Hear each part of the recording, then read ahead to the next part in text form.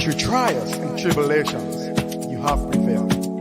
Your spirit is unbreakable, never derailed. With a rich heritage and culture and grace, Liberia, you are the land we embrace.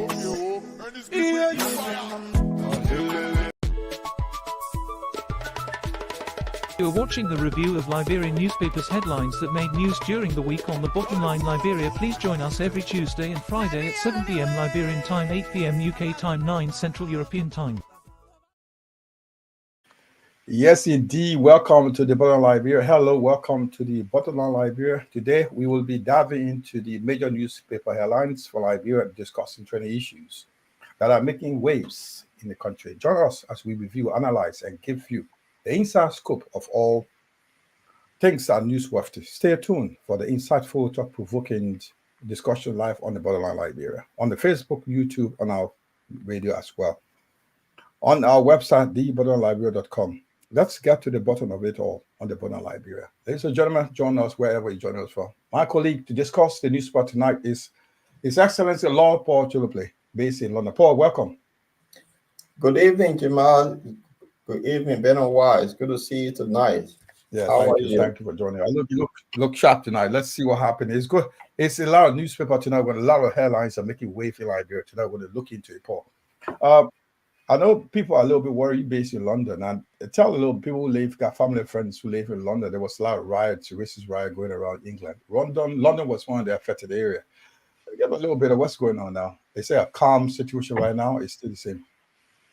Yeah, it actually started from Liverpool, and then it went around the country. There was a little 17-year-old man who went on a rampage and killed 3 babies, 5-year-olds from a dance school. 3 little girls were killed. And this young man probably might have some psychological problem or mental health problem.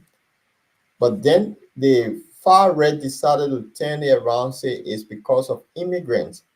So they started in Liverpool, and then it went all across the country. But then people realized that they were using that situation to go after immigrants. So the country, those who are not far right, decided this is enough is enough. So there were counter protests, and the government came in. I think over 400 people were arrested, and some of them they went to court and they've been sent to prison.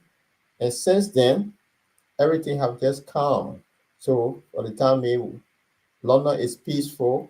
People going about on their normal life as usual, but people stay on the edge to watch out for the far right.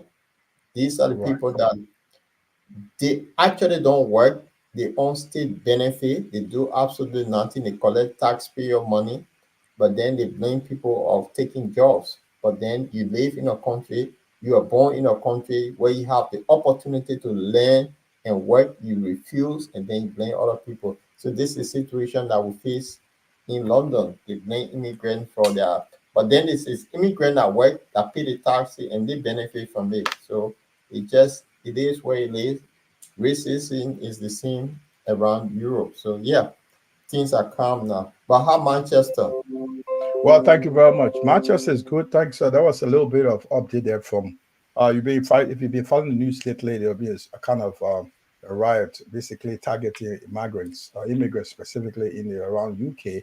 And Paul just giving us some highlights because London seems to be the center point of these riots. So Paul was telling us the situation is calm now.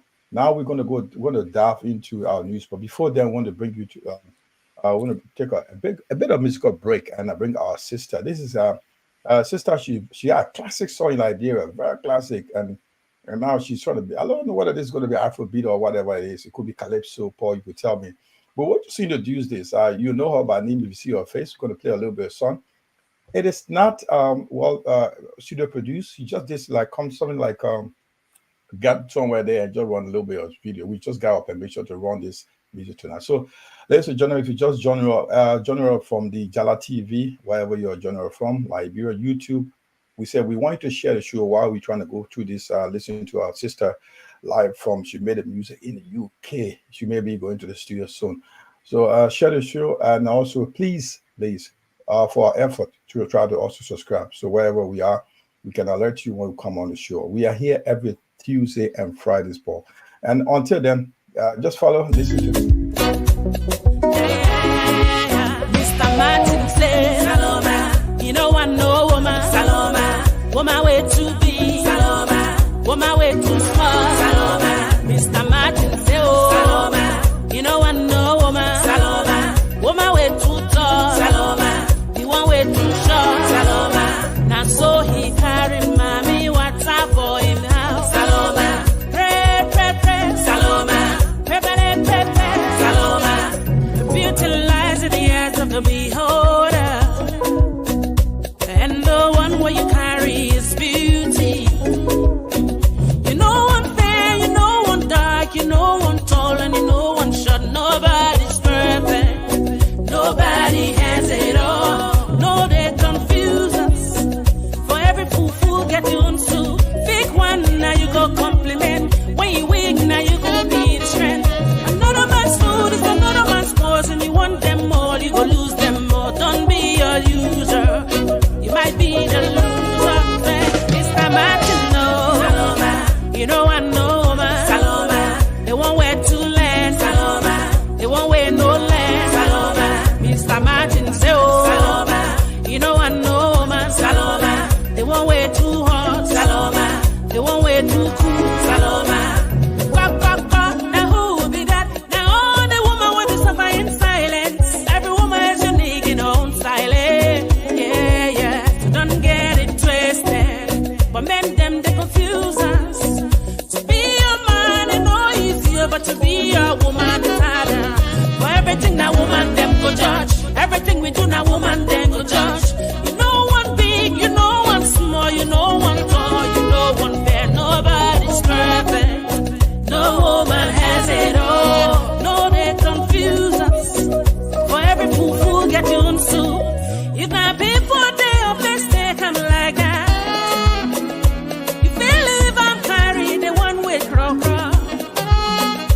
You come there regret, boy, for my is gone. As you That's the only Liberian owner, Calvin Adams. That's Calvin Adams, Paul. Wow. They did with the my lord, yeah. Paul, you still remember a classic song that really make big hits in Liberia. She's the lady is a legend. The Liberian gospel artist, Kevin Adams, making a new hit called Mr. That's a song. Watch out for this lady. She's coming a big distance. She's going back to the studio. She'll be telling you a lot of things coming from Kevin. Kevin is actually in the UK right now, Paul, is it? Yes, I learned in the UK, and she's trying to come up with this. The song, it will be a bomb because I know she can sing. And you know, Kevin, when she come up with song, it always a hit. Do you know the famous "Coming Is a Bone"? It's actually made by her. Right. Yeah. Okay. Yeah. Okay. So she. And there was a song, "Carry My Load." He carry my load. The classic song. That was the gospel song. I remember. There's a song called "My Mother." Something had to do with a mother as well. That was also a big time hit. I think that is a legend. So one of the only in Liberia. We will play the song. If you didn't have the opportunity to watch it, we'll play it somewhere at the end of our program. But however, let's get the show rolling, Paul. And let's dive into our newspaper. What we got tonight? We got a couple of newspapers looking into tonight, like the major headlines making wave in Liberia. We're going to go through the newspaper, Paul. And tonight we want to start with this, Paul. What do you think about this? This is pre-trial detainees. About 3,780 Liberians have been detained in the major prisons in Liberia with no food, no medications, and they are crying. Minister of Justice crying that they don't have food, they don't have anything. Paul, why would you detain people? You don't have food for them. Why would this happen? Jamal, this situation is one of the saddest situations in Liberia. This is an age-old problem that we have in the country. And the central prison is overcrowded. If you are bad lucky in Liberia, if you committed some minor offense and then it's sent you to this central prison, if you don't have anyone, you'll be there, maybe that your dead body will get out of there. The government have refused to fund this institution, to be honest. So now the justice minister here is crying that they need money and the government need to look at it and put something in the budget for these people. Could you Well, imagine? Paul, what I also understand, Paul, probably we found that if you just join us, this is the Bottom Liberia Live, who are deaf into our major newspaper from Liberia. We'll be looking at a major newspaper from the week, from the Monday to today, what happened from last week up to today. These are major headlines. We may not be able to go through all the newspaper in Liberia. Probably we've read this story. We look at it from our own perspective. Anyway, today is August 19, 2024. And those who also celebrate their birthday say happy birthday to you. And whatever celebration you have today, we say, for the bottom line, our wishes go to you all. And if you are having a bad day today, wish you well. We pray for you, whatever you're going through. But in any case, the story we're looking tonight is newspaper in Liberia, our major newspaper. This is a newspaper from the Independent newspaper poll. And they said 3,780 Liberian detainees are in prison. They don't have food. The place is overcrowded. And this troubled the Minister of Justice. But they said pre-trial detainees. They detain them before trial. They can't feed them. So if they can't find food for them, they can't find medication for them. So what the circumstances will be, Paul? Will they still keep them or will they release them? That's the thing, because if you can't feed the people, release them. But now in Liberia, they won't release these people. I tell you, somebody could lie on you, you be arrested, and they put you in there. You may not go to trial. Your dead body could come out. This is the situation the country faces with. I know somebody that were accused of something that been in that prison for over 6 years now. They haven't gone to trial. And the parents don't have money. They've been fighting this case to bring this person to trial. This is the situation they face with. So if it's a pre-trial, you can't feed them. That's violation of human rights. Free the people. It's the government responsibility. Yes. Well, what happened was, especially in the West, you will notice that people that have been waiting to trial for the day in court, and the government will, instead of because it's too expensive to keep it's capital intensive to keep people in prison, so the government will arrange these trackers, keep you in your very homes, and until your trial date, or even if you're they do minor crimes or cases that government would not want to put you in jail because they have to take responsibility to feed you. Instead of feeding you, they'll keep you in your very homes. And they had the track on your foot, and you'll be monitored by the police or the prison officer, at least to minimize the overcrowding. The overcrowdedness is what happening right now. The prisons are overcrowded, and what will the people like how do you say that these advocates for human rights will be saying about these things for? Will they be calling for the government to release these people, and will the government listen to them? You see, Jamal, you're right. And within the West or even country that, moving fast, they will have the tracking system for these people, electronic track that will be able to say, okay, sit home until your trial date. You can't move about. Every time you leave, it will alarm or police will be on the door. But we don't have that in Liberia. So what these people could have done in a way, if for minor offense, say for example here, if you are caught driving without driving lesson, and they know that the prison is overcrowded, what they will do, they will send you on a 3 days course. It's you compare to go on it. Or in Liberia, minor offense, you send these guys to some kind of farm, they do farm broaching until if they can't go to trial, release them. Just give them some kind of lip on it, but you cannot keep them in or overcrowded prison that they don't move about. And then remember too, you're not feeding them, and then the prison is overcrowded. It becomes health hassle, so people can get sick in there. Everyone could actually, something bad could happen. So for the human rights activists, I don't know why they're not picking on these cases in Liberia, and this is wrong. If you cannot take the person, because usually if somebody commit crime, you send them to central prison, maybe 2-3 days, they'll be in court for hearing. But if you keep them over 6 months, you're violating this person's right. Free the person. And that's what they need to do. And remember, the government is not putting money into the justice system for these people. They only put big money in the top people like the president, vice president, the speaker. That's where the money, they play with the money. Now they put a sort of benefit. These are the people. So I don't know. The human rights activists need to pick on this. Yeah. Yes, yes. Paul, one thing that's happened also, we try to turn look into. Most of these people that you may be in prison now, among the 3,000, they may be even more than 3,780 people. They may not even be guilty of the crimes. What can you do with those crimes they've been alleged to be committing or have committed? It could be like, why can't you have speedy trial to make sure these guys are clear the overload, get it, there are too many of backlog, get it clear out, and go ahead with get other people. There may be even people who committed minor crimes. They don't need to go to prison.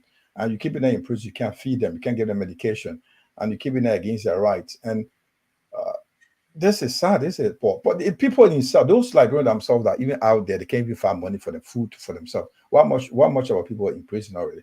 This is a double trouble, is it?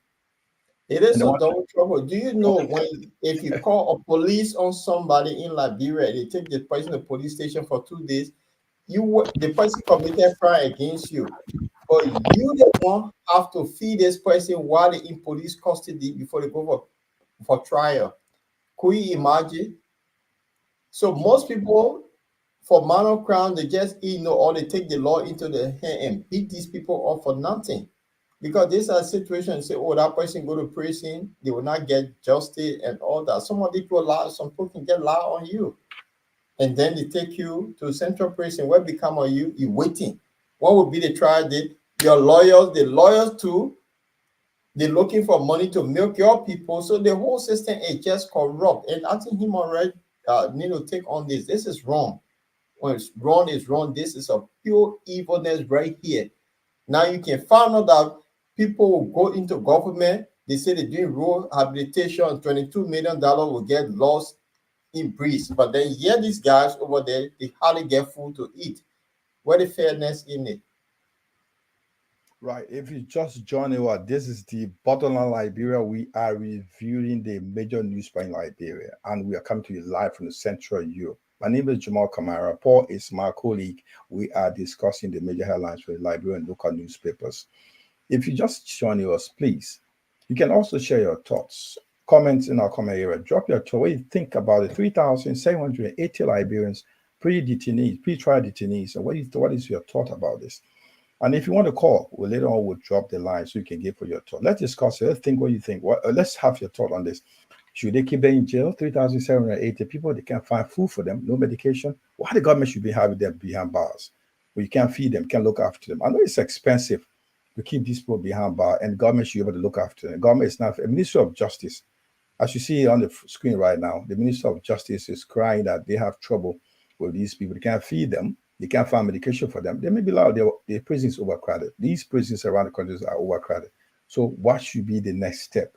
Should the Ministry of Justice release them until their trial date? So share your thought with us. Drop your comments. Let's hear you. But probably you should be making available a telephone line that will be people would like to call and share their thought with us, Paul. Yeah, we'll love to hear your views. So we'll drop the telephone line here. So if you want to call, you can call in. It'll be good. Yeah. So no, Paul, like you said, let's get down to the bottom of it all. That's the bottom line on this bottom line. So we're going to move on to the next. But one major thing in the news today was is already making big news. This no justification for judicial shortcut. This is the statement from our one of the pronounced Liberian activists, lawyer, and he's you know him, Councillor Tewa Gongola, the aspirant, former candidate of the LPP, Liberian People's Party. He also a well-known Liberian activist. He spoke about the judicial system. But we'll take this back. I'll bring you back. This what the real story that brought this into the news. This is the real story, Paul. This one. Talu's petitions go before the full bench. You know, Aloysius Talu, the central bank governor, was suspended by the president after the audit report said that he was some misappropriation of funds or misunderstanding. So the president has suspended the central bank governor, and now he petitioned the Supreme Court. He got a petition, the Supreme Court, a petition of prohibition that he should not be suspended because he cannot be suspended by the president. Therefore, he asked that the Supreme Court should look into it. Now, I think Justice Yusuf Kaba held up to his petition and asked that the full bench will look into it. So he still hold up to his job here as the central bank governor. Aloysius Talo is still hold to his job because of the order from Justice Yusuf Kaba. Now, the full bench, which is the Supreme Court of Liberia, will be looking into the case, his petition. Well, what is your take on this? Well, I think that the Supreme Court did the right thing.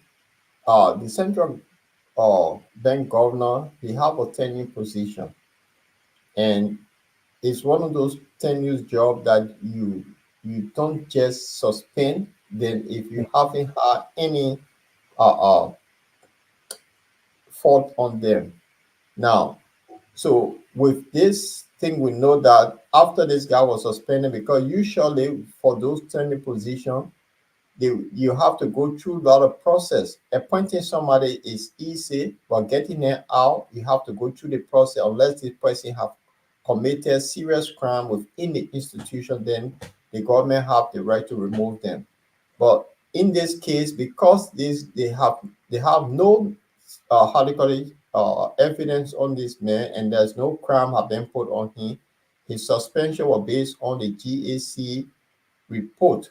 But that was not, the GAC, but that was not. But, let me hold you there. Did the GAC, that's the General Auditing Commission, did they recommend that the central bank governor be suspended?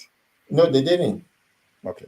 So it was just they went through, they did their auditing, and part of the auditing, I think their audit report was sent to the legislature for scrutiny and then recommendation from the legislature, but that have not gone through yet, and the president suspended him and brought somebody into the role as acting deputy president for central bank. And then this guy took it to court, and the Supreme Court found that it was wrong, so they put it on hold for the full bench to look at it. So I think it's the right thing that they're doing. But similar thing happened to George, I remember, with the Acid Jackson, when he was in London with the marathon, when he wanted his tenure position, similar thing happened. And the court told the government was wrong. What they did, the government decided to treat him badly. They held his passport. They couldn't renew his passport. That was a long story. So it seems to me that history repeats itself here. So it means the Unity Party have not taken any cue from the George Weah-led government. So they created this tenure position, and now they're violating it. That's how I see it. So I think the Supreme Court's doing the right thing. Get the man stay on his job until they go through the full bench, go through the hearing. Okay, Paul, just a breaking news just coming in now. Breaking news just coming in, right, Paul? We just got a notice 8 hours ago. The former Senate pro tempore Cletus Watterson just died at the age of 87. Cletus Watterson, we'll be giving the full story later on. Cletus Watterson, former president pro tempore, has died. He was 87 years old. That's a breaking news, Paul. We'll be giving you details later on as we go on, as the news is coming up. He's just there to just be nice. He was 87 years old. Paul, you may know Cletus Watterson, who was, I think from what was the county? He was sent to one of the counties. Cletus might have come from Sanwa Grand Crew. No, he was Grand Crew senator. Grand Crew, yeah. So Cletus was one time minister also in Liberia, Cletus Watterson. So he has died. That's the breaking news coming out right now. We're just getting breaking news coming for now. It probably has been an hour or 8 hours ago. We just got the news coming to our news desk.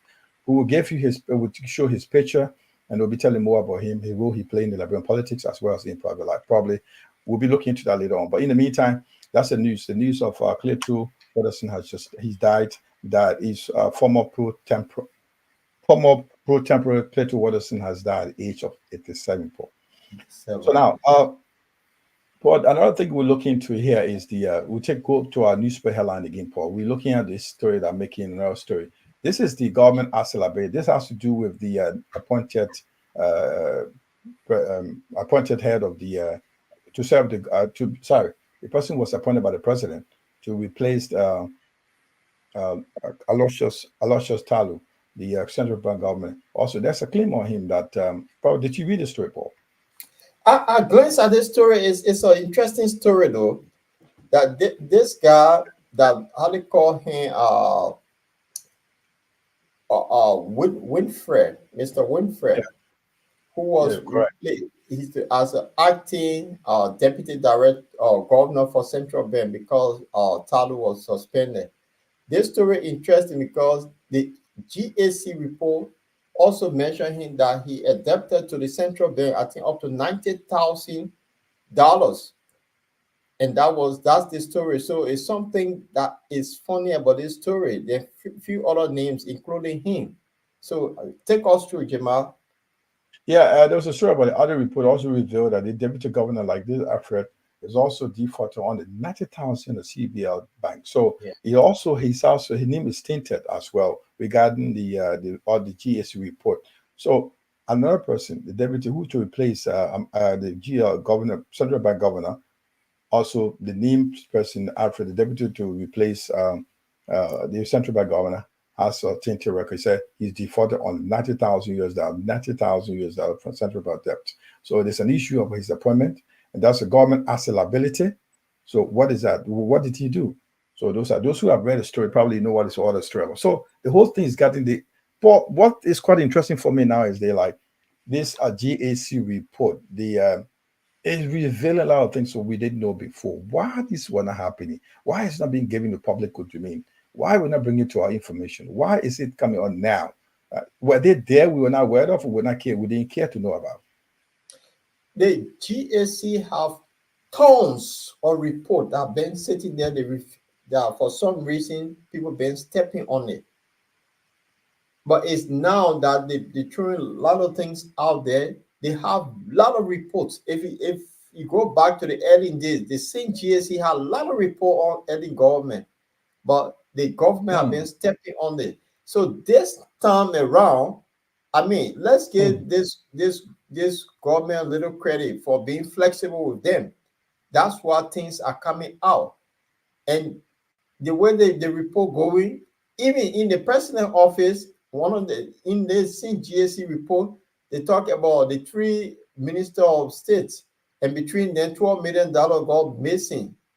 That's just tell you that they have been doing their work, so it's not something that is new, but because people been stepping on them, they've been quiet. And because of the corrupt tendency in Liberia, they will meet some of these people and say, oh, we got an audit report on you.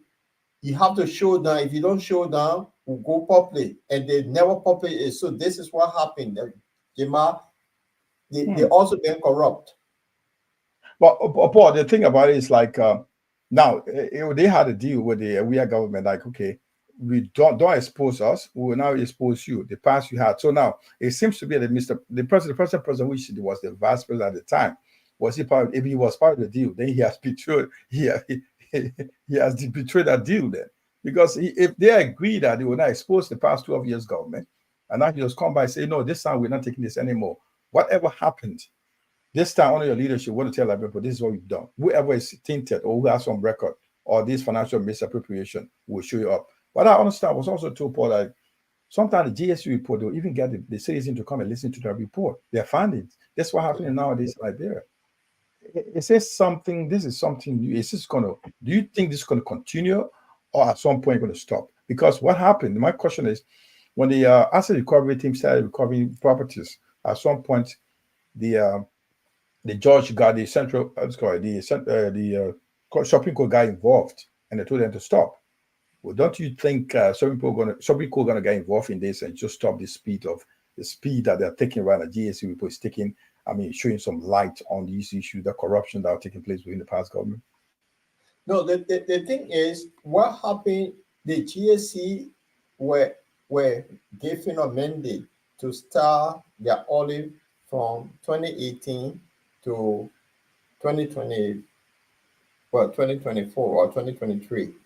That means you going behind just one group of people. You're not going further back.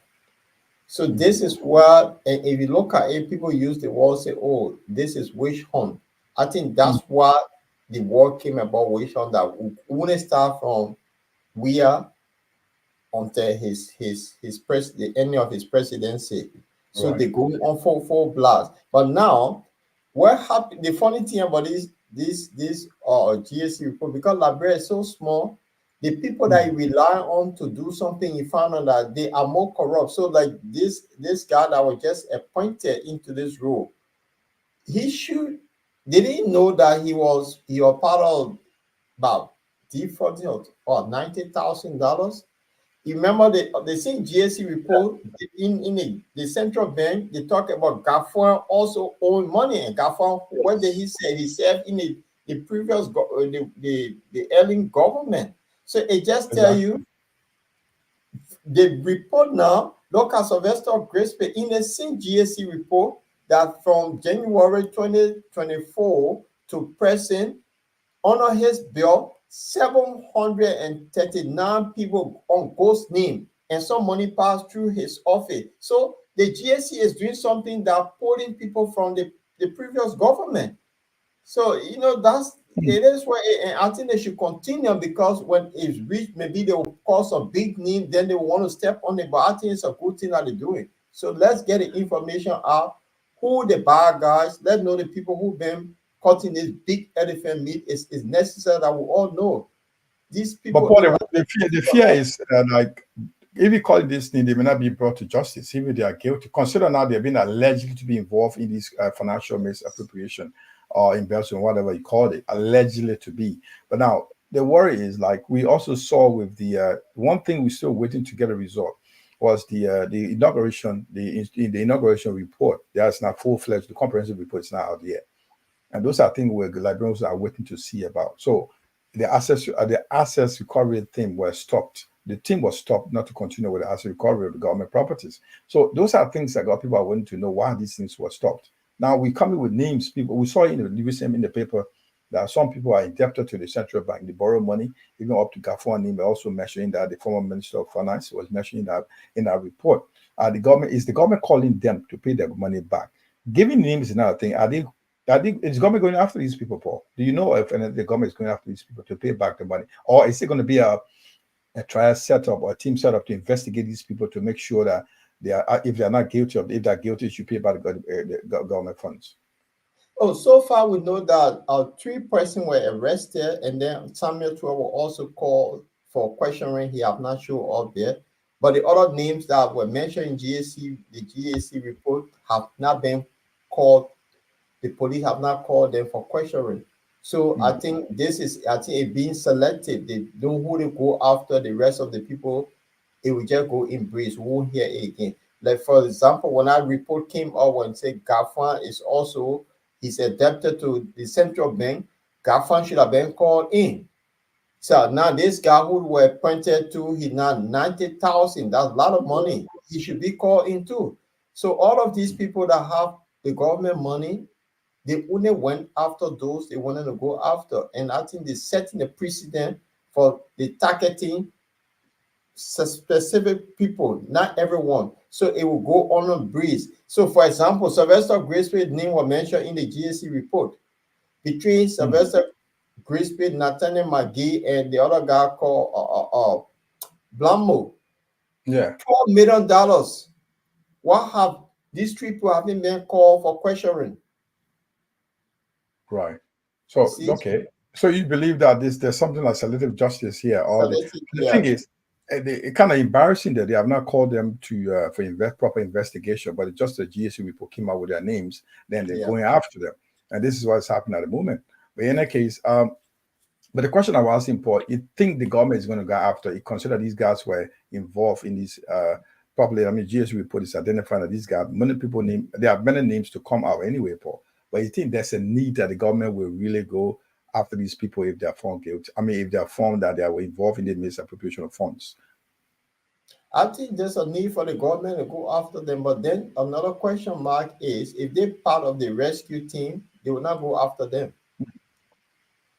That's Right. the sad thing of it. So if they're part of that team, they're not going to go nowhere. So you one of us. We came. So look at what you mentioned earlier about the inaugural funds that didn't go well. Into the 7 months now, we yet to find out what actually went wrong. So clean your house first before you go for. So they say when coal in your eye, clean your coal before you tell somebody say they get coal in your eye. What happened to the money that was given to Reverend Luther Tappe to develop the 17th district. They said there was going to be a report. Anything from that? No. We also knew that there was problem in Cape Mount, and there were investigations that were going to come out with a report. Anything about that with Bee Mountain, about the police shooting, we know there was money given over there. So that case, Bee Mountain, I paid some money, it gone in breeze. The story died. So I think they only go for the case that they want for people to hear. Apart from that, I don't think we'll go anywhere. I think Francis is in it. But Francis, you ready to get Tom's also we can bring you on. Yeah, okay. If you're joining, well, we're going to look in at the major newspaper. Like we said, always on the bottom line, we're going to dive into the main issue here. We want to get the bottom of it all. Let's welcome our colleague. That's His Excellency. Now he's not the president, he's the president. We're calling today. He's our colleague on the platform, Mr. Francis Mono Mensah. Welcome. Yeah, excuse me. Thank you, guys. A beautiful show so far. I've been following the discussion. Liberia is in serious trouble, guys. No, the fight against corruption is not yielding any benefit, any results. It is usually the executive, the legislature, the branches, the three branches of government. I mean, they are conniving, they're in cahoot to rob the Liberian people. So it's unfortunate. But Francis, it's too early. Don't you think people say it's too early that you're saying this? It just started. People say like this government came in just barely 7 months. They're in power, and you're saying that they are. It's disheartening. Like the situation is not changing. People would think like other people would think like this is not too early to think like you should give them some time to settle down, isn't it? Look, time wait for no man. We're going 6 months. We're going 7 months. When will we be giving them time? The grace period is over. After 1 year, look, let me tell you how election works, how governance work. Look, every year, every month is important. By the time you reach your 4th year, you have nothing to do. The people will just be waiting for to vote you out. The same thing happened to George Weah. They didn't do anything the first year. We're getting 6 months. Oh, the new government, they were learning on the job. Yeah, they were learning until the 4th year. The opposition got on their back. 5th year was nothing. The next year is elections. So Paul, come on, then I'll ask a question to you guys. There's a question I want to ask two of you. Yeah, I think I agree with Francis. They say when your Christmas will be good, it's from the eve, from day one. You see the policy, the way the country going. But from day one, when you make mistake, to correct that mistake, it's become harder because every day there's another one coming. You have not fixed the mistake you made from the start. Another one add on it, another one add on it. By the time you realize you in your 3rd year, you're going nowhere. So Francis is right.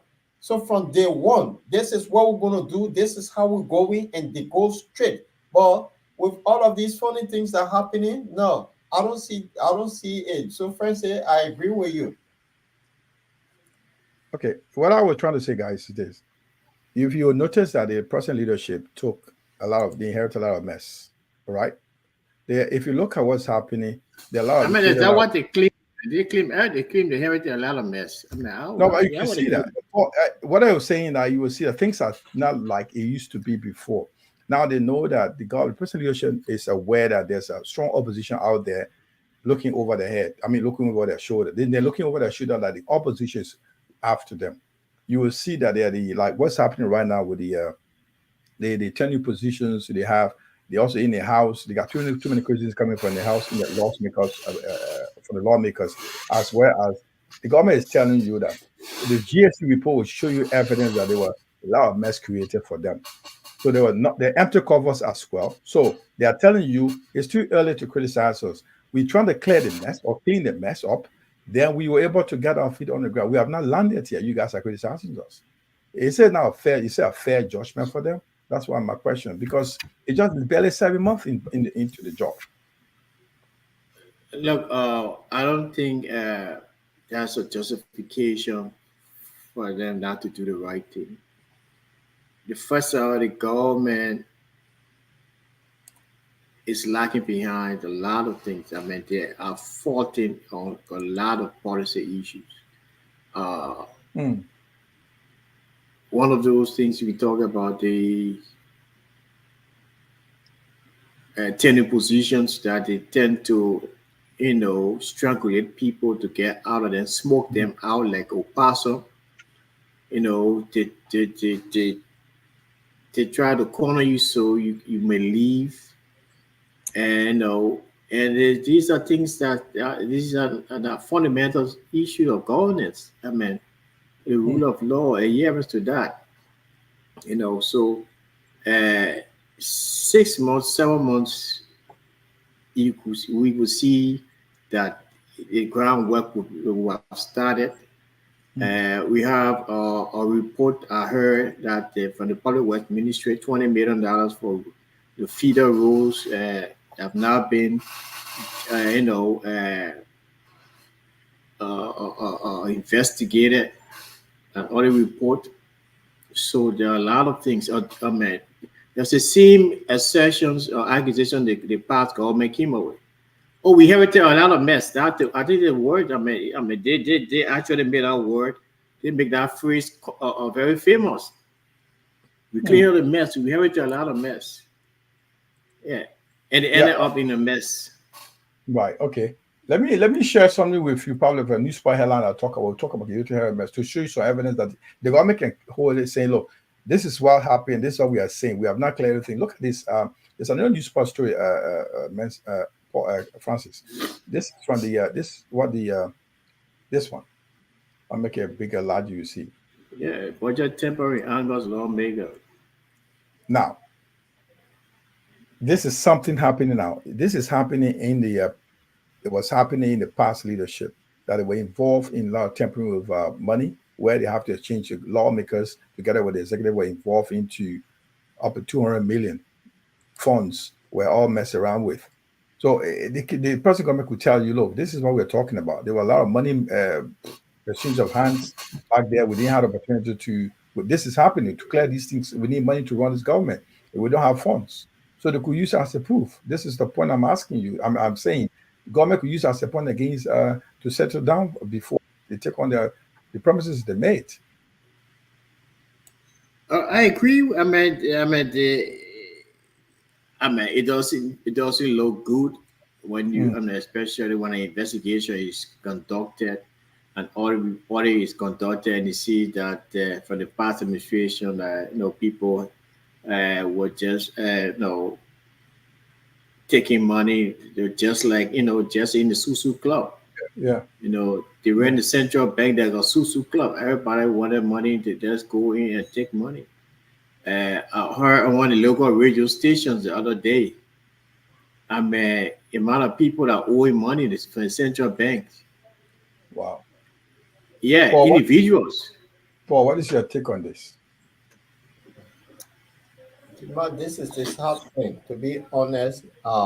So it just be the three branches of government between them. Francis put it right. It's a Susu Club. The people will not benefit. So it's all about money grabbing. I think we're in a wrong profession here. We should have joined this guy a long time too. So are you encouraging people to go and steal as well? That's what you're saying? But you know what? Thinking about I want to say this. I intend to run for the senatorial position in Montserrat County, and my message would be, I'm going in there to steal for you and bring it to you, because that's what they do. They go there to steal, nothing else. So at least be honest. Say I'm going to steal. So when I'm going to steal, just get ready, come to my gate. I will give you someone to steal the money that I stole from the people. And me, I'm going to steal from you and bring it to you. That's what they're in there for. It's all about stealing. Not going to change. Yeah, even from another front page slide or headline says that the new appointed deputy governor of the central bank The James Wilfred guy. They do all the for $90,000. Yeah, we And have you still going to appoint him?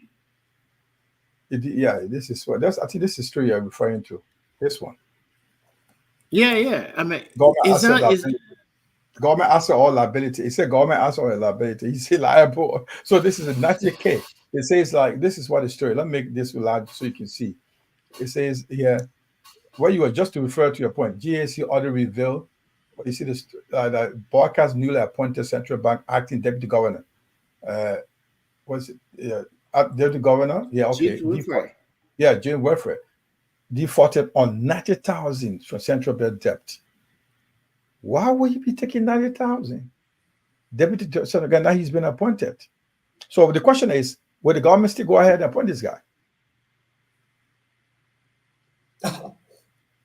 I guess maybe he's a GC guy too, maybe, or local county. If a local county. So oh, you guys are playing trouble car here now. So it is true if a local county. I don't think I want to go. I don't think I want to go with that. You guys are playing trouble. I don't think that's making sense here because no, it's a local county, but that's the reality because in a George we are led government, yes, all the politics came from the southeast. So this time around, it's a local county. Let's welcome Avo. Right. Avo, welcome to the bottom line once again. How are you, boss? Oh, thank God. Thank God. Okay, the land and leadership, but we'll get it straight. So are you not frustrated? Over the whole issue? Yes. Or disappointed kind of. My revolutionary prayer for now is for a military takeover. Oh no. Yes. I think that's a different point of discussion. Let me bring this one down, guys. Yes. Why would you say that? I mean, civil leadership, you're against civil leadership, you want military to take over Liberia. This is a total different conversation. Once the Liberian people staged 2 revolutions. Okay? 2 revolutions in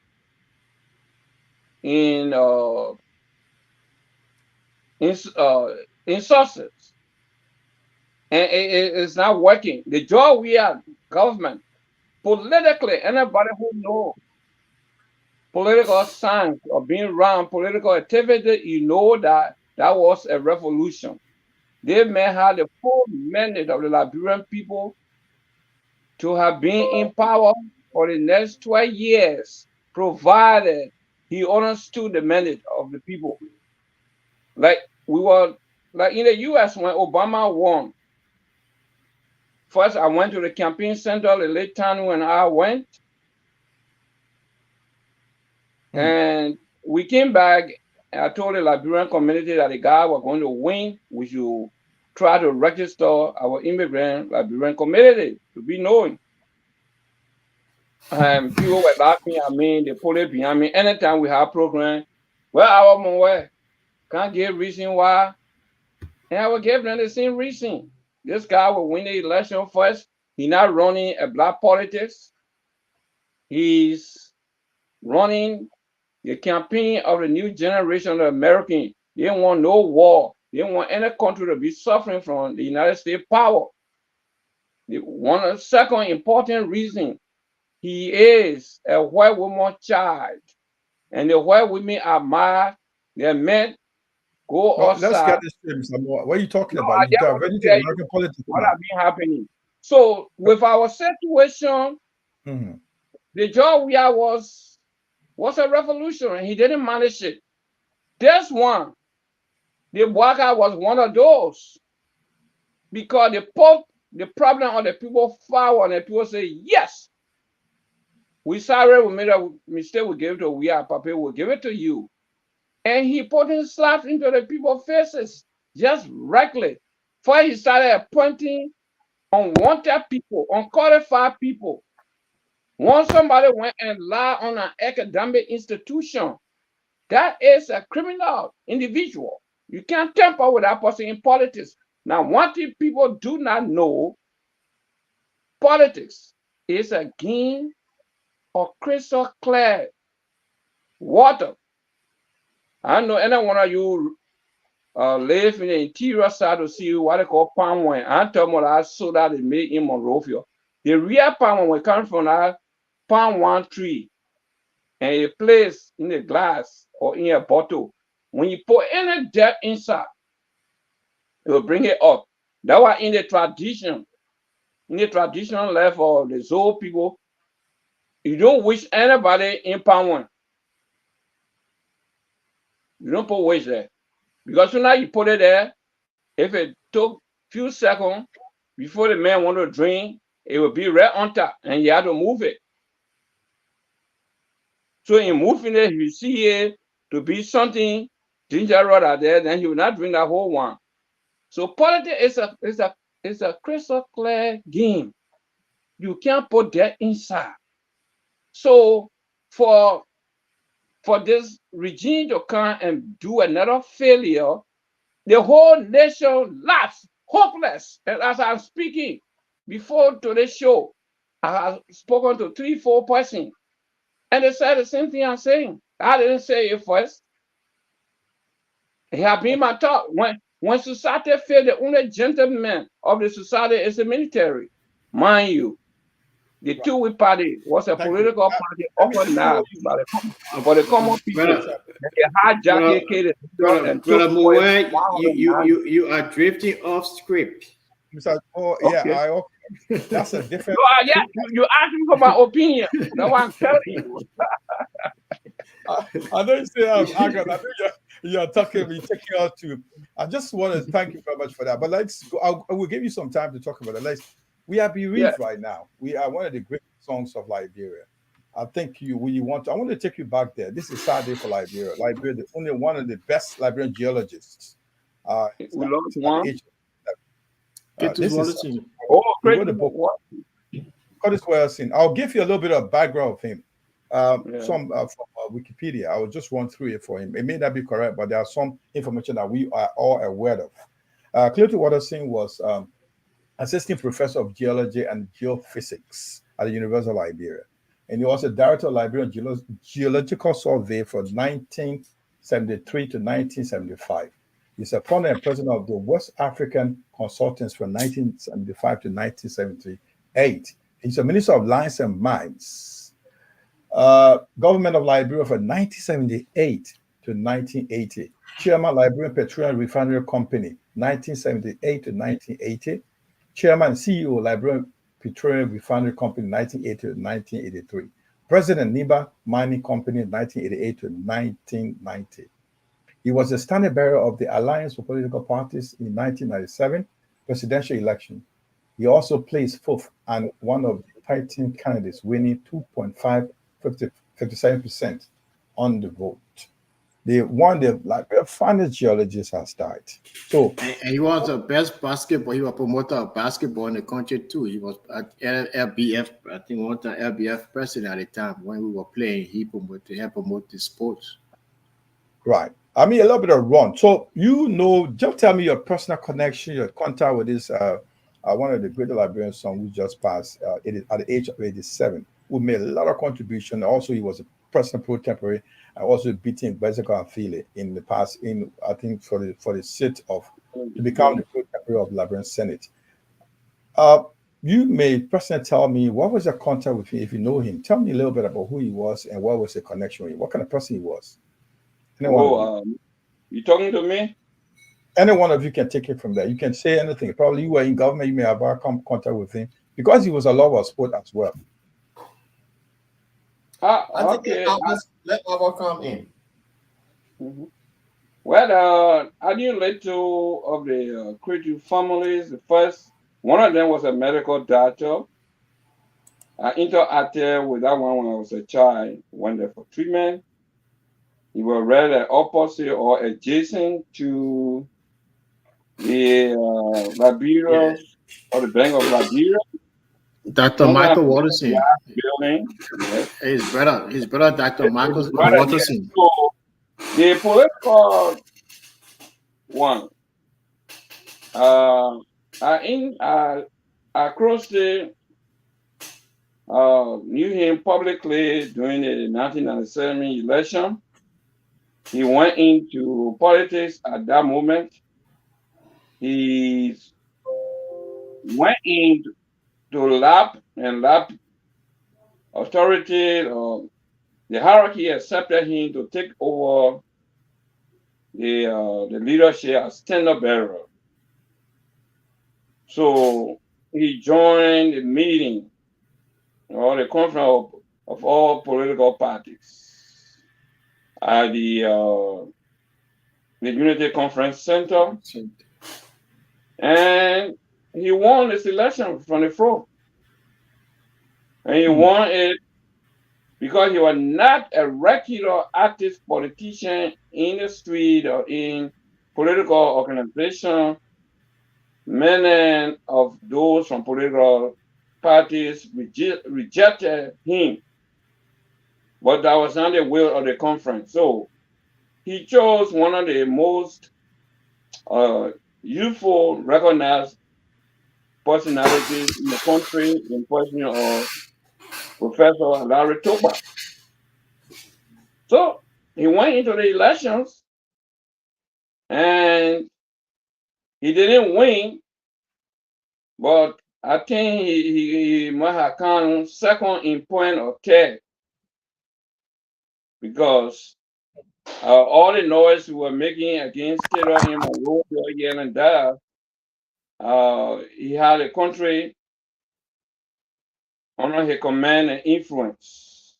So Taylor won the election. So I guess Credit was the second in higher. I know Kruma King third.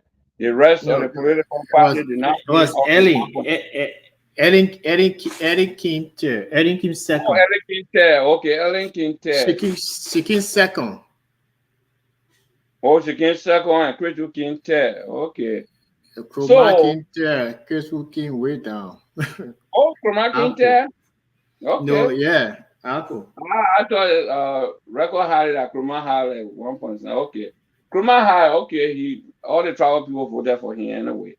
But what happened is that Ellen Johnson came and divided the party after they are already selected Cretus. She had obligation with the United Nations working, so she could not leave on time to come, but she wanted for it to be held up until she gets there. So when she got there, Cretus has already gone and been selected as the all political party. So the party said, well, nationally they may be elected at the conference, so they carry him. And Ellen, unusual, she doesn't work with nobody, so she said no.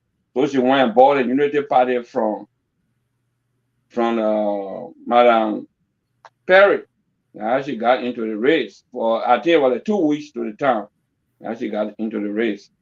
Yeah, so far, so decently listening to him, you were concerned about Liberia, so that how far I know him to be. I have some of my friends that work with him, so he was a national patriot who embraced other people around him, not only from his biological setting, or I would say travel setting in Liberia. So we guys, thank you very much. Yeah, Thank we gave him the honor on his way to glory. Right. I think he wrote a book called Acceptance from the he's the son of Grand Crew, as we know, and also, and I think Francis may have come in contact with him because I know Mr. What you're saying was a very love of sport, more especially basketball, and Francis played on many of the courts around Monrovia because of his love for basketball. So, what was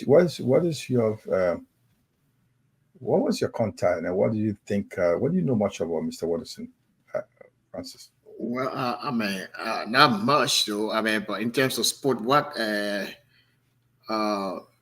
Brother Abba state there is explain. It was very unprecedented in Liberia at the time when the war, where everybody was trying to gang up against Taylor, and Eddie just came in last minute time and disrupted the whole arrangement. I can remember there was a game at the Sports Commission. Immediately after that, after that meeting at the Unity Conference Center, Mr. Watterson, and first of all, let me let you know his name is actually Cletus Water. When he went to America, he added the sin to A. As it's clear to CB Water. Yeah. But he added the sin to A, but added sin to A when he went to America. So they got they are the sons of the water. Yeah. That's what I heard. I would much say. Yeah, but yeah, so we were at the sports commission at the time, and he entered the gym, the sports commission at the time. Everybody like, whoa, at the standing ovation. I won the game. I think it was between Oilers and Barrow. I won the games, U Kings or something. And he appeared. But fast track, his son played basketball. Sema Watterson, Sema and other guys, and his nephew Michael, they all played for one of St. Patrick's and played for Hornets and Nets. But in terms of sport, I mean, he was a fascinator of basketball. He supported his sports. He was there most of the time. He left his mark, his indelible mark on earth. I mean, one Liberia founded geologist, one of the kind, so we just pray that also people would not. Yeah, go on. Sorry about that. Go on. Yeah. I mean, just pray that the family will find solace, and then he will have a befitting funeral, state forever. I remember that's how much I know. Yeah. Paul, I thought I'm from Grand Crew. They wrote the vocal acceptance. It was a grand celebration. I think Ellie and President Weah were there at the time. They were there at the time when he launched the book acceptance. A poor boy from Grand Crew became the president of the pro temp, and also a library founded geologist. Well, what is your knowledge of? We'll first say condolences to his family. I know they're going through grief at this time. I think we all know the story of Clinton Wallace saying with the election that took place during the Taylor time. That's where we got to know him more and hear of him more. When he came from Hotel Africa, he became the standard bearer of that group, and then Ellen dismantled the whole thing. So yes, he was one of the funniest, well learned, and then may his soul rest in peace. All right, thank you very much. Thank you. We just gone 1 hour at a time. Before Francis take leave of Francis, do you want to confirm our guests on this Friday coming? Oh yeah, definitely. We have Mr. Alaska Wisner. He resides in Pennsylvania, precisely Philadelphia. He will be coming. He is the brain behind this think tank, a group of called Diaspora Initiative. His idea is to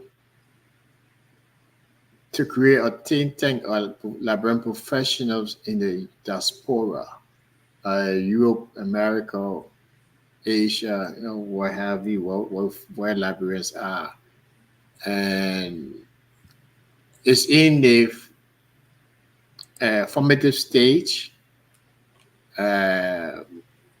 So he will come here on Friday to explain and give us an overview of what this initiative is all about. So yeah, we hope we will have him here, and the time is 3:00 Eastern Standard Time in the United States. For those who will be viewing for the United States of America, we will add it, on the flyers to when he share it with his people so they can know. Yeah, so yeah, that's all I can say for now as relates to our guest, Mr. Alaska Wisner. Thank you very much.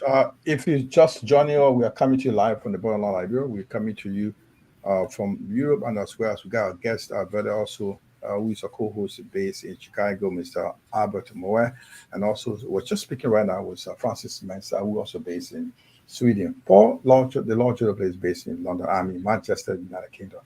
We're just telling you about this Friday. Please don't forget to join us. Alaska Westner will be our guest on Friday to discuss some issues about what help, what support, what can the diaspora do for their country of origin.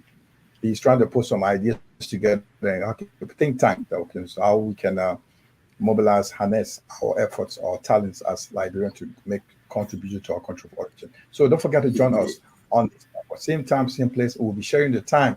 You in the US, when can you catch up on this platform? But now on the platform right now, we see the Liberian time, UK, and Central European time because we report we do our show right from Europe, so we mostly have European time and Liberian time on our platform on our show. So we will share with you the time for the USA, so that our audience in the US will follow us. Don't forget to join us on this Friday, which will be the 15th of August, on this show, and so we can listen to our guests. Also, we expect you to join us to ask your question.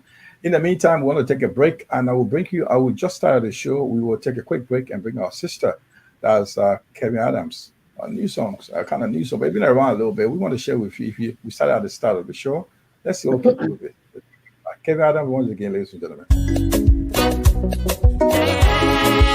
Mr. Martin says, Saloma, you know I know woman, Saloma, woman way to be, Saloma, woman way too small, Saloma, Mr. Martin says, oh, Saloma, you know I know woman, Saloma, woman way too tall, Saloma, the one way too short, Saloma, now so he carry mommy water for him house, Saloma, pray, pray, pray, Saloma, pray, pray, pray, pray, Saloma, beauty lies in the eyes of the beholder, and the one where you carry is beauty. You know one fair, you know one dark, you know one tall, and you know one short. Nobody's perfect, nobody has it all. No, they confuse us.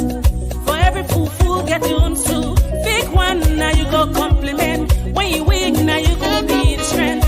Another man's food is another man's cause, and you want them all, you go lose them all. Don't be a user. You might be the loser, Mr. Martin, no. Saloma, you know I know, man. Saloma, they won't wear to land. Saloma, they won't wear no land. Saloma, Mr. Martin, say, oh. Saloma, you know I know, man. Saloma, they won't wear too hard. Saloma, they won't. Guys, ladies and gentlemen, that was our only legend, Liberian gospel artist, Kevin Adams. Live from UK. You can get this on the as well. You can get it from YouTube. You can play from there. It's there. You can go there and listen to all. Play the YouTube, play the song. So people play a lot. So, Mr. Moe, I know you follow Kevin Adams. You carry my load. This is our Liberian legend, man. Come on. You know much about. She makes some hit classics in Liberia. I don't know what coming up. So, do you follow music anyway? Are you into music? Yes, I do listen to music. I actually stood on her voice in Chicago when she was invited here. I was in the hall. Okay. I shook hands with her, congratulated her. She's our songs are so beautiful and so touching, especially when she narrates. The other one I say about her mother. Oh yeah, I think that's my favorite. Paul, I think I was saying to you about a couple of minutes ago. Probably we'll play that later if you had the time. Yeah, well, you said that's classic. The lady was born and the daughter tried to throw her mother away because she got deformed. I like that one so badly. And our songs represents the Liberian civilization. You know, it's not even though it's gospel, but it's not travelistic in nature. So everybody likes to listen to it. I cherish her a lot. as one of Liberia's pride. Thank you. Right. Yeah, thank you very much. We'll take on another look into one of our newspapers. Moa, if you just joined us, we're looking at the one of the story that from the New Dawn newspaper, and we want you to see how you think. This is from Councillor Tewan Gongolo. He said about the no justification for judicial shortcut. The headline tells you a lot. Paul, yes. Before Mr. Moore comes in, what is article? I mean, this up today earlier, and we just have to bring it back again.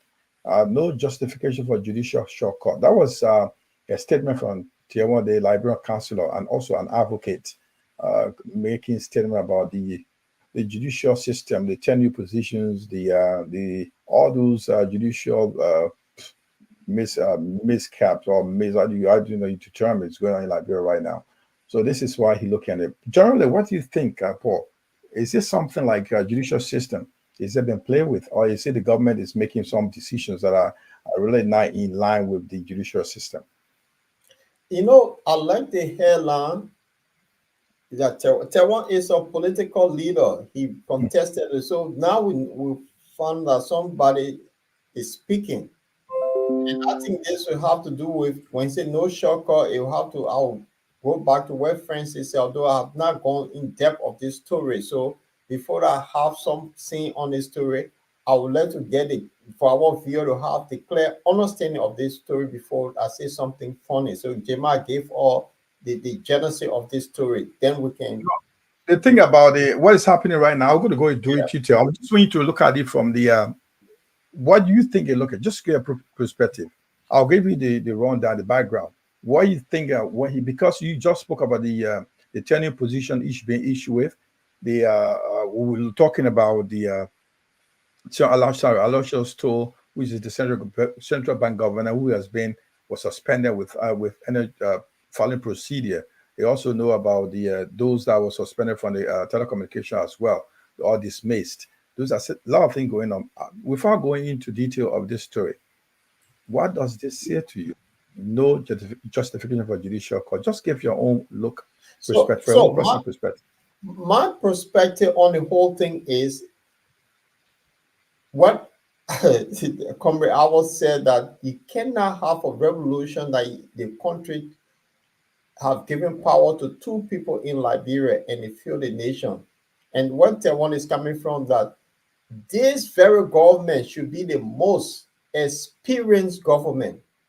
The person who is leading is the one that have over 47 plus years as leader, and things are going helter-skelter. So Tewan is coming back to say, look, all of these things you're doing is wrong. And another thing is the witch hunting, that you tackle a group of people and then ignore the other group. This is where the shortcut in my mind will come into play. That they just appointed somebody as an acting governor, and this person actually defrauded the central government $90,000, but nothing going to hear. Yeah. Then you have the president, the state minister of state, the presidential for minister of state, Mr. Grisby, who been in power for just barely 6 months. He also been caught in the cookie jar. So, and we're not hearing nothing about them, but then they're going for other people. So I think there's no shortcut. If you go for everybody.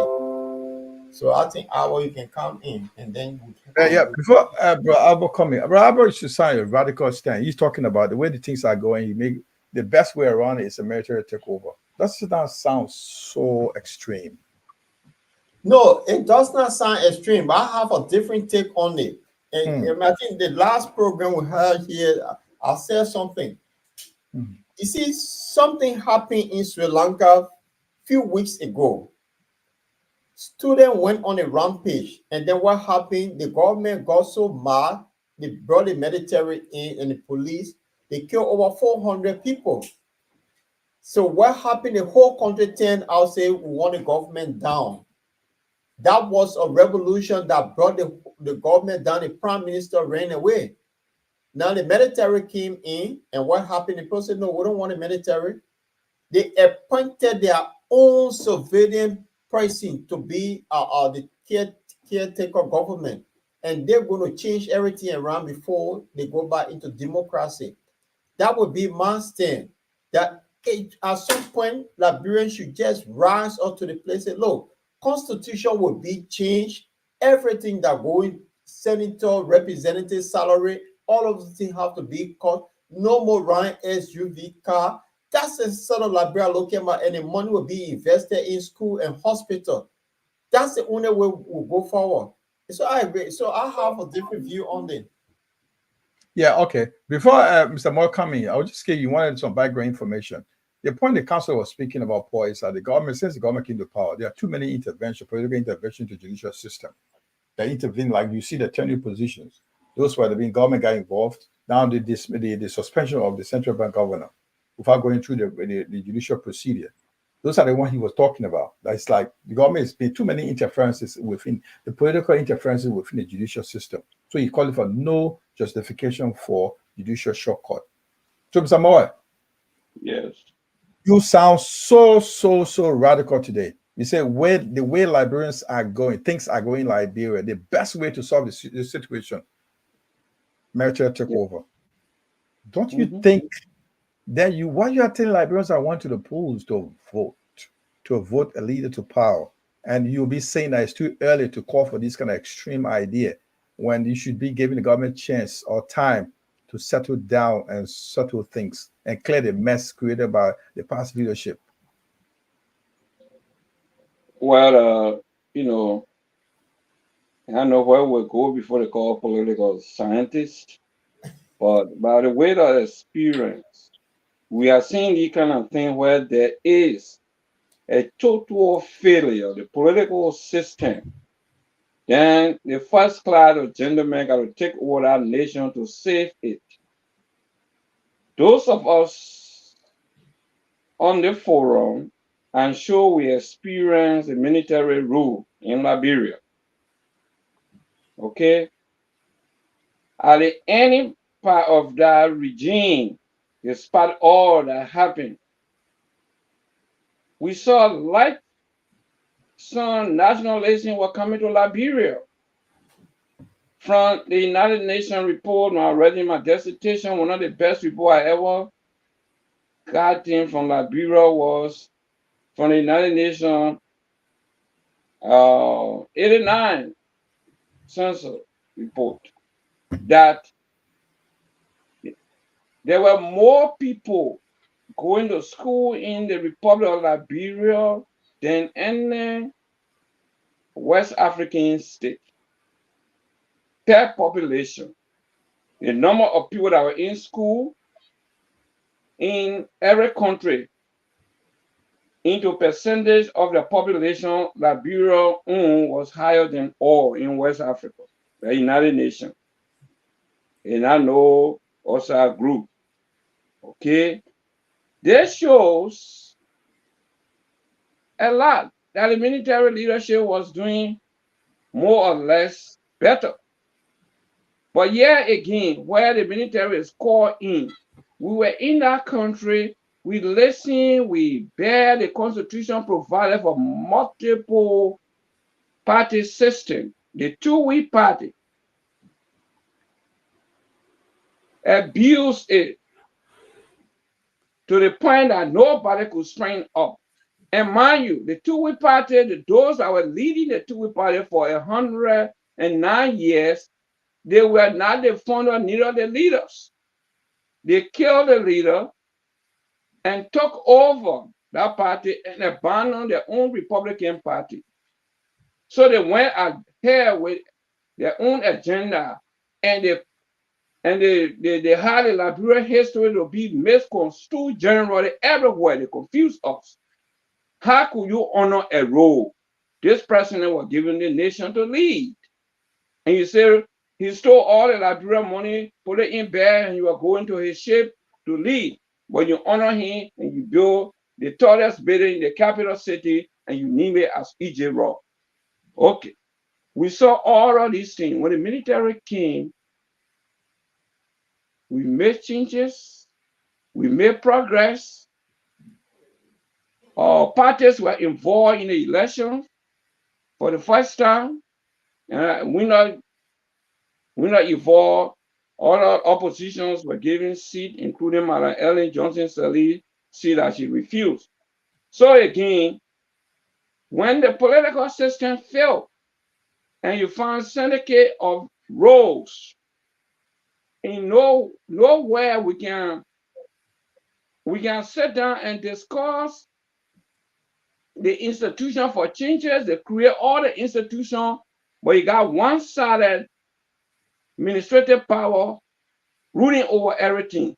In a country where you have something like the good governance commission, in no way that government will be going astray, because first thing you get, the new administration get the power, you go through a commission and review all of the things that are good and the ones that are not good, so you can go back to it. But the Commission of Good Governance has not conducted any workshop, any symposium, nothing. Every time you see anything being done from the executive mansion, it goes against the common law in Liberia. The president was then the president of the Senate. They passed a rule that the governor at the National Bank or the governor cannot have direct dealing with the president, because they don't want for anybody to play with the nation's money. And Bwaka he claimed to be the agent against corruption. So he wanted to change. He should have gone through the procedure. He got legal advisor. He got this, he got that. It's not being applied.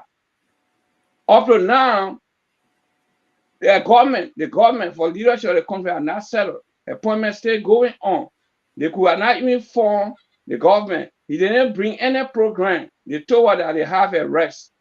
The arrests were not defined when we put them into power. So they have brought Liberia to a stage of confusion. Now, where the war coming, listen to it. They fail to realize that they have potential opposition in that country. The CDC can command the Liberian population to rise, and the government will disappear in split second. Where our country will be going in the hands of criminals, right? So they ain't know then, because we are in nowhere, you're a football player and blah blah blah. So they're going. But mind you, politics, national politics, you don't look at it, the quantity of support that the person has. It could be Fromo, it could be Anderson. When they support Fromo, you better pay attention. So my fear here, what we saw over the 6 years, if we went closely, like it was a mafia setup over our nation, the economy, how it was going. Then we cry. We couldn't even move there, was not easy. But we did all the sacrifices and we removed them under the Constitution. But then the oldest man in the country was elected. And we are seeing the very thing being done right in our eyes. So the fear is nobody on the ground that can understand the law. In every country, the parliament is the government. So that removing the executive governor of the National Bank, if anywhere other than Liberia, the parliament were ordered that executive bank governor to go right back into the office before it even reached the Supreme Court. Okay? Before it reached that, because he doesn't have that power. He cannot appoint anybody into that bank to enter there. He can only nominate, and it has to be approved. But he directed somebody to go in there. So all that one is an abuse of power. It's an abuse of power. We can't condone it, because our nation will go to total collapse under this man. Now, what it seems to be right now, That's what it seems to be. So in order for us to go that way, if we have intelligentsia in the military, they need to save that state because that state is going in a way that there will be no control. When anything busts up, it will be like Haiti. It was not the military that took over, you know that, right? Yeah, in I Haiti. know. So, more, I just Okay. want to stop you there. If I get where you're coming from, you're saying these other frustrations, like we expect a change to come from the leadership. It's not happening. So, the total solution to this problem in Liberia right now, you're calling for a military takeover. Is that what you're saying? Yes. Politically, that's my understanding Paul, right now. Because we got 6 more minutes to go, guys. I want you to take a round. Paul, what is your take on this? I know you've been looking at it from a radical point. You're talking about a civil uprising. That's why we're looking at, and he's looking at a military takeover to correct the situation. Don't you know it'll be a violation of the Constitution? It will like calling for a shutdown of the Liberian Constitution. You're not calling. You don't believe in civil. How do you say that? Civil solution to issue, then the military takeover, or the extreme radical takeover. Well, I'm looking at the civil, protest in a way. If people are saying, look, this is not what we put you in, if you have all of these 50 years experience and you lie to us, so it's about time that you step aside. That is what people can do. They say the power is inherent in the people. So if they fail to do that, then the military can come in. But I think it'll be good for the people to say, look, enough is enough. We got rid of George. We brought you in. You just lied to us. It's about time you step down. Are you calling for step over? You talk about a total leadership. If you look at, let's go. I'll go back to the project where you talk about step aside. Is it the whole leadership step aside, but initial leadership coming in, or are you talking about the present president step inside, the vice president step in? What are you saying? The whole leadership, even look at it, the 3 branches. What Tewon Gongo said, they're stealing. Francis Potter is a Senate interference judicial system. Been sending case of crooks in the 3 branches of government, and the people not happy. So why keep them there? You can say, oh, Jeremiah can come in. Well, he gonna make no difference. They are all crooks. So the best thing is transitional government where we can have a better constitution, come up with policy to say, no, from today, nobody will be making $5,000, whether you minister all this. You have an equal balance of pay here. Lawmaker can be making 15,000, then policemen getting 200 or 150. It's just unfair. So we need some kind of radical standard. Though from today, we're going to do this. This is how we want Liberia to be governed. And that's the way forward. If that does not happen, we're going nowhere. Right. Okay, guys, we got roughly 2 minutes to wrap up. Mr. Moe? Yes. Take off with your final comments. Send out to the Paul. I almost said everything, but what I said that militarily is that the military is an organization with discipline. If I know all are very young when the military took over, in high school or in junior high and so forth. But when the military took over, there 1 year, there was a lawful administration in Liberia. And their discipline was so unique. We know there were like corruption and stuff, but we saw national uprising for development, for understanding how to run our country. Sooner or later, at that time, I was lucky. I worked at one of the well-known banks in Liberia, the Chase Manhattan, and I used to receive the government deposit. The military, under the military, they arranged like to control the national bank or to bring respect. What they did, they arranged with the commercial banks and the government money, the taxes that were paid to the Liberian government. They put it in the commercial banks so they will have cash flow. Like where the issue of don't receive the amount of cash at the national bank desk, all the thing came from there because they will issue the check to go to Chase Manhattan and receive your pay, or go to RTC, or go to be there, what they call it, LBDI, and so forth. So the discipline to impose it, you need that for. Okay, a national uprising can come, but who will emerge? Who will emerge? Whom do we trust? Whom do we trust? Because the people who get money, they will use their money at that gathering to buy, even if they were voting, to buy votes again. So you will not have somebody here one winning a position there. No, you will not have it.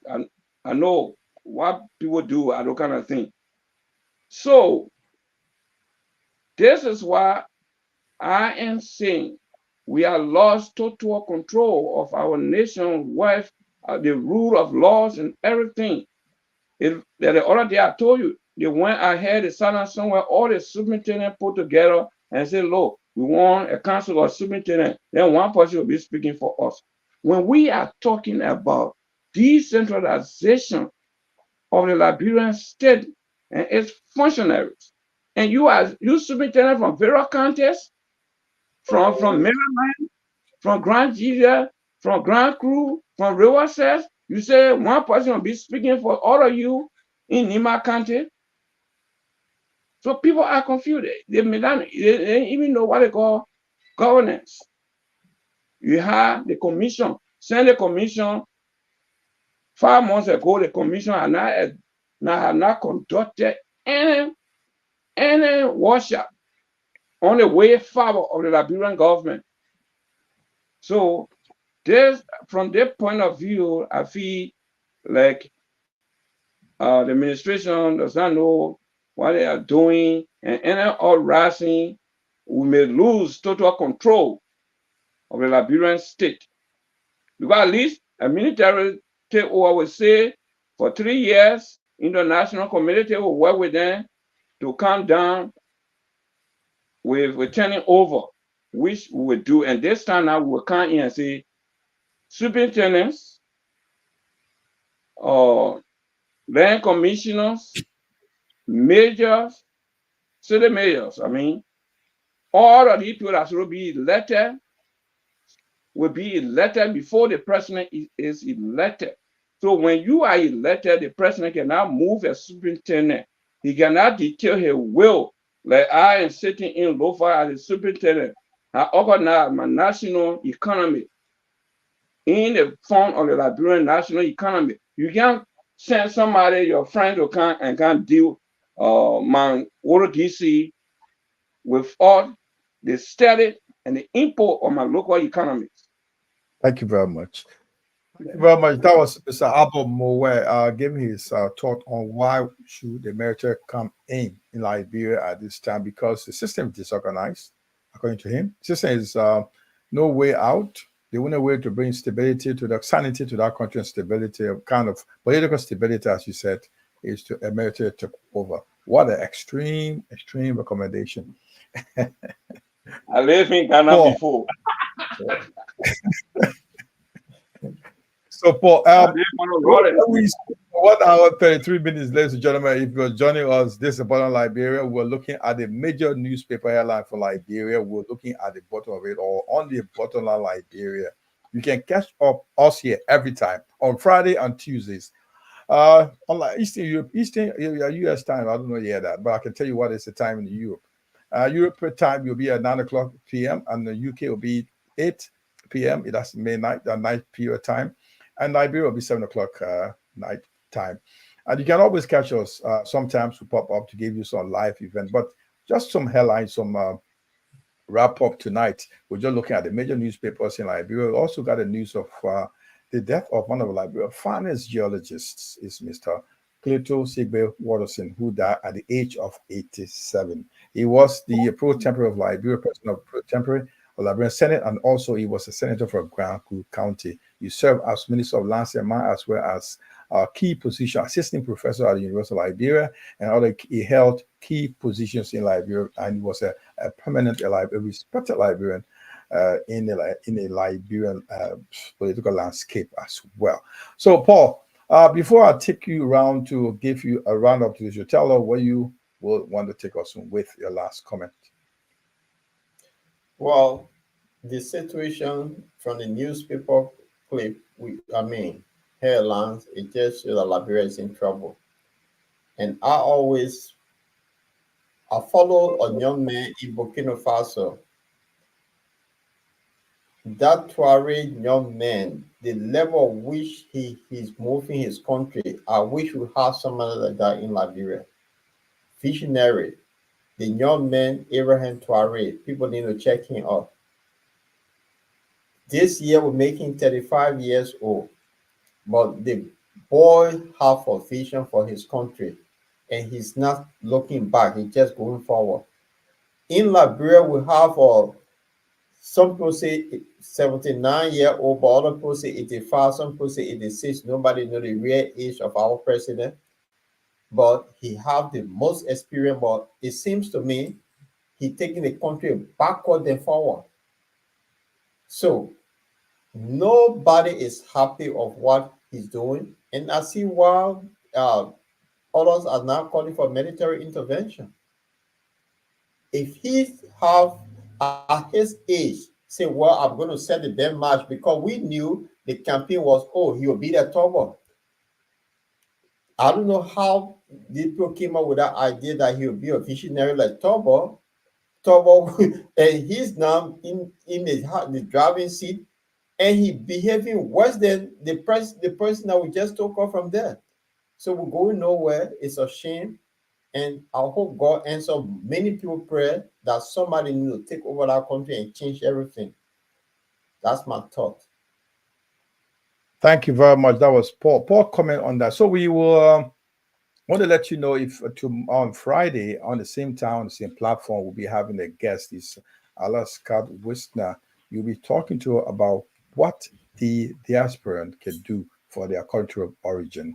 You'll be our guest on the Bottom Line Liberia. Please join us. And also don't forget to share the show anytime we come on, and also subscribe to our show. So whatever we do, we also be here every time to make sure we give you the bottom of it all for Liberia and around Europe, and also as well as America and a part of Asia.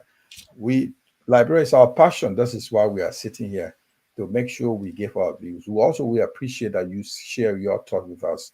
You can always call us. We're going to share you the line. Every time we come up, we share you our telephone line.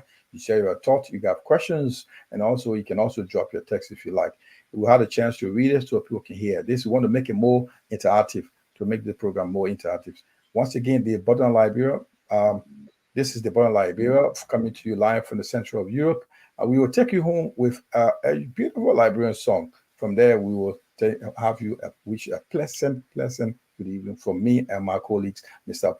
Abbott Moore in Chicago and Paul DeLorge in London. We take you home. My name is Jamal Kamara from Manchester. This is our Liberian, one of our beautiful Liberian singers as well.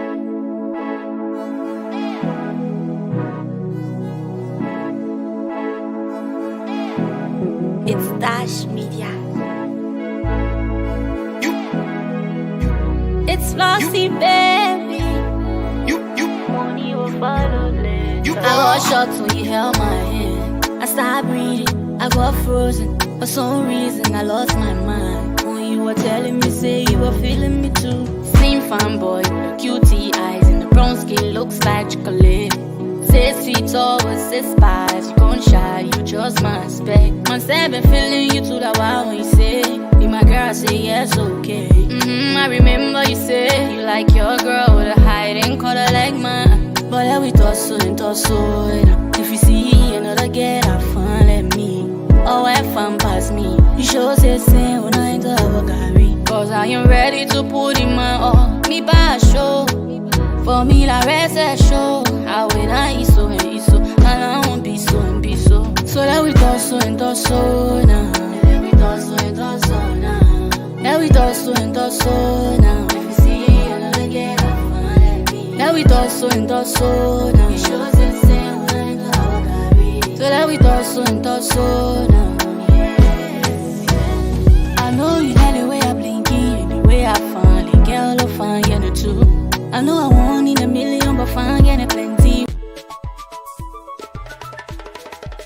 watching the review of Liberian newspapers headlines that made news during the week on the Bottom Line Liberia. Please join us every Tuesday and Friday at 7 p.m. Liberian time, 8 p.m. UK time, 9 Central European time. This is the Bottom Line Liberia. Join us on Facebook, YouTube and online radio. This is the Bottom Line Liberia. Join us on Facebook,